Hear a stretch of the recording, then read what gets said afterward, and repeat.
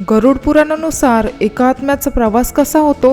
गरुड पुराणाच्या प्रेतखंडानुसार सांगितले आहे की आत्मा काही क्षणात शरीरापासून वेगळी होते आणि खूप घाबरलेली असते. त्या दिवशी तुळस, गंगाजल आणि अखंड दिवा ठेवतात, कारण आत्म्याला शांती मिळावी.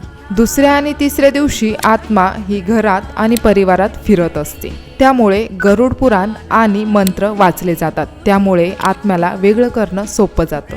आत्म्याला चौथ्या आणि 10व्या दिवसांपर्यंत कर्माचे अनुभव येतात, तरीही आत्मा ही शांत होत नाही. याचमुळे परिवार 10व्या दिवशी पिंडदान करतात. या पिंडदानामुळे आत्म्याला टेम्पररी शरीर मिळते. 11व्या आणि 12व्या दिवशी ती आत्मा टेम्पररी शरीरात प्रवेश करते आणि आत्मा एका लांब प्रवासासाठी तयार होते. 13व्या दिवशी श्राद्ध करतात. त्यानंतर ती आत्मा पूर्णपणे भूलोक सोडते. त्यानंतर ती आत्मा 348 दिवस यमासोबत प्रवास करते. त्या प्रवासाला प्रेत प्रवास म्हणतात. हा प्रवास त्यांच्या कर्मानुसार असतो. चांगले कर्म असेल तर स्वतः विष्णू भगवान आत्म्याला घेऊन जातात.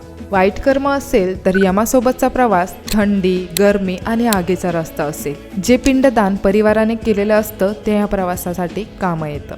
349व्या दिवशी आत्मा यमपुरीत पोहोचते आणि तेथे चित्रगुप्त कर्मानुसार स्वर्गात किंवा नरकात पाठवतात किंवा भूलोकावर पुन्हा जन्म देतात. त्यामुळे परिवार 1 वर्ष सण किंवा उत्सव साजरी करत नाहीत. तुम्हाला जर ही माहिती आवडली असेल तर नक्की लाईक आणि शेअर करा.